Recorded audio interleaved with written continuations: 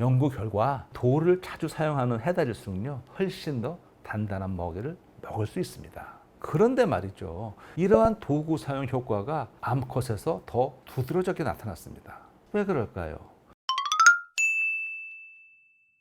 안녕하세요, 응 교수입니다. 응 박사가 지난번 포켓몬 연구소 그 특별 세미나가 아주 유익했다면서 또 연락을 했어요. 현재 연구하고 있는 그 포켓몬 수댕이를 닮은 해달에 대해서 얘기해 달라는 거예요. 근데 이게 타이밍이 아주 기가 막혔습니다. 사실 제가 제9회 부산 국제해양영화제에서요 해달의 삶을 아주 담담하면서도 아름답게 담아낸 작품을 보고 감동을 받아서요 관련 연구 논문을 막 찾아서 읽고 있던 중이었거든요. 해달은요 하루에 보통 2~3시간 정도 털 손질을 합니다. 이게 그냥 몸 단장을 하는 게 아니에요. 체온을 유지하기 위한 중요한 생존 활동입니다. 해달은 차가운 북태평양에서 살아갑니다. 보통 이런 환경에서 사는 고래나 물범 같은 동물은요 몸속에 두툼한 지방층을 가지고 있습니다. 그래야 이 지방층이 이 차가운 바닷물에서 체온을 지켜주는 천연 단열재 역할을 하거든요. 그런데요 해달은 달라요. 이런 지방층이 거의 없습니다. 대신 세상에서 가장 촘촘한 털을 가지고 있습니다. 몸 전체에요 약 8억에서 10억 개에 달하는 털이나 있습니다.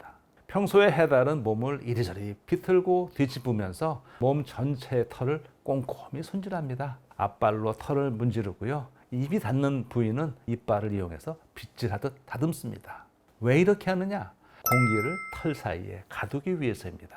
차가운 바닷물이 피부에 직접 닿지 못하게 막아주는 것이죠. 이건 마치 이 맞춤형 잠수복을 입은 효과를 내는 겁니다. 또 공기는 이게 훌륭한 단열재일 뿐만 아니라요 부력도 제공합니다. 여기에 이 몸주에 비해서 이 큰 폐까지 더해져서요 해달은 물 위에 편안하게 떠 있을 수 있죠. 해달의 털은 겉털과 속털로 이루어진 이중 구조입니다. 겉에는 긴 보호털이 있고요 그 안쪽으로 아주 촘촘한 속털이 있습니다. 겉털은 마치 이 기와지붕처럼 서로 촘촘히 맞물려 있어요. 이 겉털이 차가운 바닷물이 안으로 스며드는 것을 막는 첫 번째 이 방어선입니다. 그 아래에는 정말로 믿기 어려울 정도로 촘촘히 속털이 숨어 있습니다. 1제곱센티미터당 약 10만에서 15만 개의 털이 자라고 있어요. 이게 어느 정도냐 하면은요 어른 엄지손톱만한 크기예요. 사람 한 명의 이 머리카락 전체와 맞먹는 그렇게 많은 털이 있다는 얘기입니다.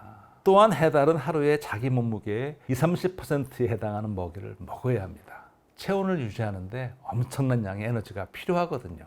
조개와 성게, 이 전복, 게처럼 단단한 먹이를 찾아서요 수십 미터까지 잠수합니다. 그런데요 해달에게는 아주 특별한 구조가 있습니다. 양쪽 앞 겨드랑이에요 가슴 쪽까지 이어지는 느슨한 피부 주머니가 있습니다. 캥거루처럼 새끼를 키우는 주머니가 아니에요. 먹이를 담아두는 창고이자 도구를 넣어두는 일종의 공구 가방입니다. 잠수하는 동안 조개와 성게를 넣고 껍데기 깨기 좋은 돌도 함께 넣고 다닙니다. 먹이를 먹을 때는 딱 이렇게 누워서 물에 누운 채 자기 배 위에다가 먹이를 놓고 이 돌로 깨서 먹죠. 돌을 다 사용한다면 다시 주머니에 넣어 보관합니다. 이게 해달하면 떠오르는 그 장면이잖아요. 저는 이 모습에서 수댕이가 떠오르는데요. 이 수댕이는 몸에 지니고 다니는 이 가리비 칼을 이용해서 싸우는 이 포켓몬이잖아요. 몸에 도구를 지니고 다니다가 필요할 때 꺼내 사용하는 이 모습, 해달의 행동과 닮았습니다. 그런데 말이죠. 2024년 유명 학술지 사이언스에 발표된 연구에 따르면요. 해달이 돌을 사용하는 데는 또 다른 이유가 있다는 거예요. 연구진은요. 무선 추적 장치를 부착한 96마리의 해달을 장기간 관찰했습니다. 바다에는 해달이 좋아하는 먹이가 많습니다. 성게는 영양이 풍부하고 껍데기도 비교적 깨기 쉬워서 가장 선호하는 먹이입니다. 그런데 이 해달의 개체수가 늘어나면요 이런 먹이가 가장 먼저 줄어들죠. 그 다음부터는 상황이 좀 달라집니다. 조개와 게처럼 이제 껍데기가 훨씬 단단한 먹이들이 이제 남게 되는 것이죠. 이들은 영양가는 높은데요 턱힘만으로는 깨기가 그렇게 쉽지 않습니다. 바로 이때 돌이 진가를 발휘하는 것이죠. 연구 결과 돌을 자주 사용하는 해달일수록요 훨씬 더 단단한 먹이를 먹을 수 있습니다. 그런데 말이죠. 이러한 도구 사용 효과가 암컷에서 더 두드러지게 나타났습니다. 왜 그럴까요? 연구진에 따르면요, 암컷은 수컷보다 몸집이 작고 턱 힘도 약합니다. 그러니까 이 도구를 사용하면, 즉 돌을 사용하면요, 암컷도 더 단단한 먹이를 거뜬히 먹을 수 있죠. 특히 이 새끼를 키우는 암컷에서는요, 이게 더 중요한 의미를 지닙니다. 왜냐? 새끼를 키우는 동안에는요, 평소보다 훨씬 더 많은 에너지가 필요하니까요. 실제 논문에 있는 그림을 한번 보겠습니다. 가로축은 해달이 돌을 사용하는 빈도수를 나타내고요. 세로축은요, 먹이를 깨는데 필요한 힘을 나타냅니다. 그러니까 그 먹이가 얼마나 단단한지를 보여주는 것이죠. 이 값이 높을수록 더 단단한 먹이라는 뜻입니다. 그리고 빨간색 실선은 암컷, 파란색 점선은 수컷입니다. 보시는 것처럼 암컷은 도구, 즉 돌을 많이 사용할수록 단단한 먹이를 더 많이 먹을 수 있습니다. 그런데 이 수컷은 도구 사용 빈도가 늘어나도 큰 변화가 보이지 않습니다. 왜 이런 차이가 생길까요? 수컷은 더 크고 턱 힘이 강하기 때문에 굳이 돌을 사용하지 않아도 웬만하면 다 먹을 수 있기 때문이죠. 그런데 이게 끝이 아니에요. 이 돌이요, 먹이를 얻는 데 도움을 줄 뿐만 아니라 해달의 이빨도 보호하거든요. 단단한 먹이를 먹기 때문에 해달은 나이가 들수록 범낭질이 점점 닳아서 이가 깨지기도 합니다. 심한 경우에는 그 아래에 상아실까지 드러나는 경우도 있어요. 이렇게 되면 제대로 먹이도 먹지 못하고 그 깨진 틈으로 세균이 침입해서 감염이 생길 위험도 커집니다. 실제로 이 심한 이빨 손상은요, 치명적인 감염으로 이어질 수 있습니다.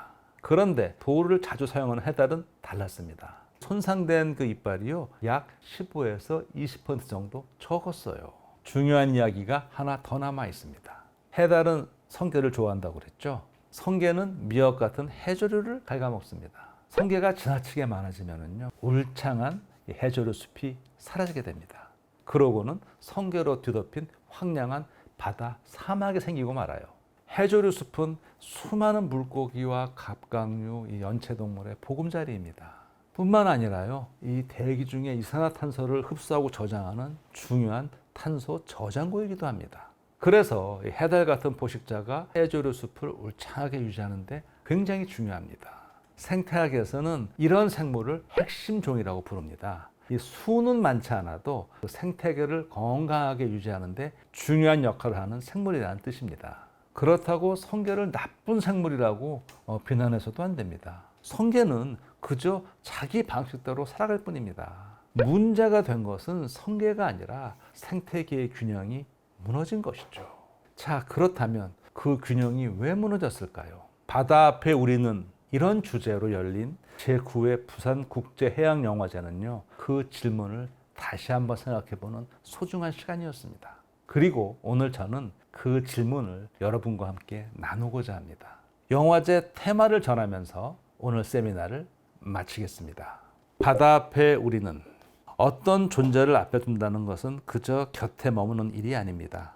회피하지 않고 마주하며 그 존재의 이야기에 귀 기울이는 일입니다. 제9회 국제해양영화제는 바다 앞에 우리는 이라는 주제 아래 우리 삶의 모태인 바다를 정면으로 응시합니다. 바다 앞에서 우리는 사람의 삶을 만나고 함께 살아가는 생명들을 마주하며 결국 우리 자신에게 질문을 던집니다. 바다와 인간, 생명과 자연이 함께 걸어온 이야기를 통해 우리는 공존의 의미를 다시 생각하고자 합니다. 바다 앞에선 지금 우리는 무엇을 마주하고 있을까요?